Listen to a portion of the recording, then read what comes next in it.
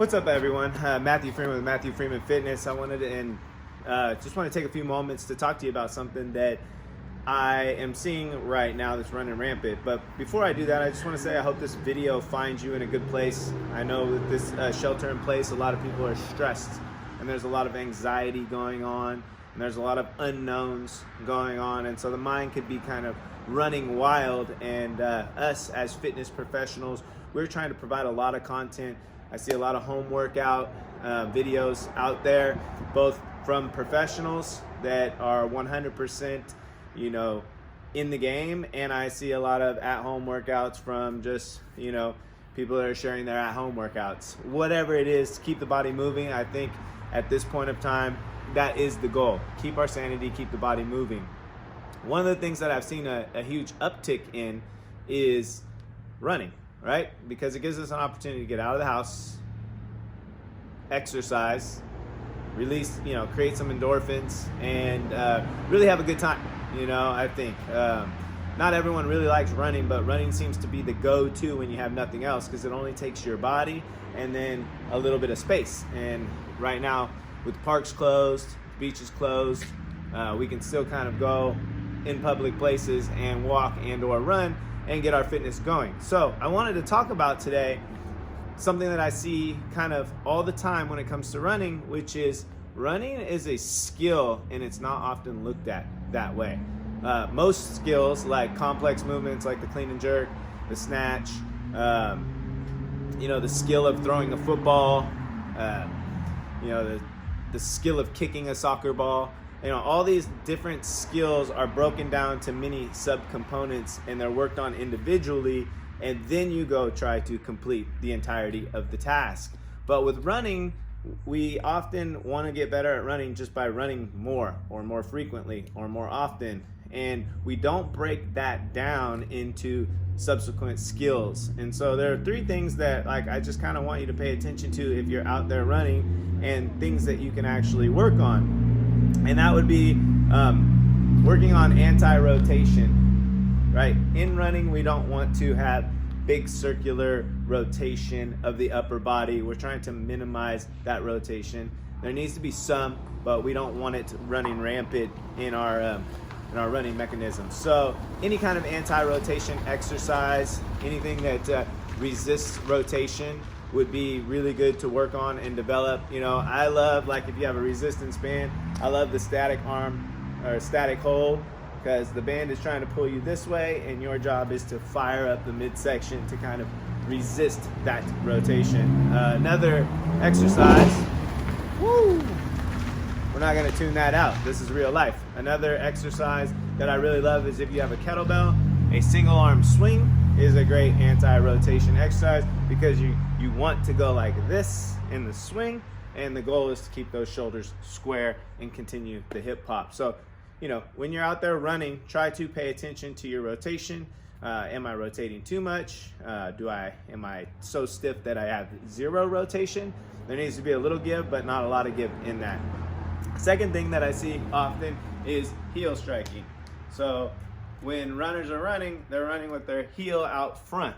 What that is doing is subsequently braking you, like applying the brake, and then you have to restart. So imagine start, stop, start, stop. It's really hard to get to where you want to go. When you're running, you actually want your footfall to happen beneath you. And you can argue whether or not it should be on the forefoot, midfoot. There's some kind of combination of that. But I would just say that I probably lie in the anti-heel camp, and then midfoot, forefoot is going to be individualistic. The goal of having it fall underneath you was that then your body then will get some forward lean to it. You see someone like Usain Bolt, I think, has like an 18-degree forward lean, I believe what it is. And the gravity is essentially pulling him, which enables him to run faster, and his feet are falling beneath him, or slightly in line with his center of mass. So what you're looking for here is the footfall to happen beneath you, whether it be midfoot or forefoot, doesn't really matter. There's a couple different methods. Pose method is one that I've studied. Some people are opposed, no pun intended, to the pose method, and like to think more about driving the knee forward So when you drive the knee forward, your foot falls beneath you. I think they're saying the same thing differently, personally, which happens a lot in fitness. So we're saying the same thing, but we call it two different things. That's why it gets a little bit confusing. But the idea is for you to land on your midfoot or forefoot so that you can maintain momentum and you're not stopping. Third thing I see all the time is broken at the hips. So we get to this point where we're running kind of hunched over. And what that's doing is kind of collapsing your chest cavity, which is making breathing even more difficult. So if we're hunched over, we break at the hips, we hunch over, and we're running in this broken position, then we're actually collapsing our chest cavity and not allowing our lungs to expand, making it hard to breathe. And then when it's harder to breathe, our mechanics break down even further, causing even more dysfunction and injury. So while you're working on running during this shelter in place, I highly suggest you thinking about a few things, and that is working on anti-rotation exercises that will support your running, working on footfall that is midfoot to forefoot, underneath you, and keeping a stable midline by squeezing the glutes and the abs so that you're not broken and you can keep your chest cavity open so you can breathe. There are several drills that my team and I at Baseline Training have put together as far as running mechanics and drills that can be found on our YouTube page. I'll probably link that below. But for now, I just don't want you to overthink running, but I also don't want you to underthink running. Running is a skill. We should develop that skill, and we should do it in a progressive manner. So if you haven't been running at all, also take this time to either hire a coach that can create a progression for you or create a progression for yourself. Don't go out and run 13 miles one day only to be hurt to run 4 miles the next day. Create a logical progression with logical rest periods.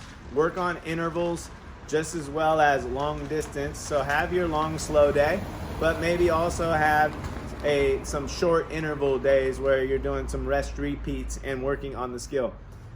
Lastly, I will say utilize skill training such as butt kickers, things of that nature, stable arm drill where you're running like this, the arrested cop drill where you're keeping your chest up and running. You can utilize all of these drills that we have for you to warm up, to get your body ready, to create some elasticity prior to the run. So things to think about. Hope you guys are doing well. And remember, running is a skill, and we want to develop the skill, not just go out and play.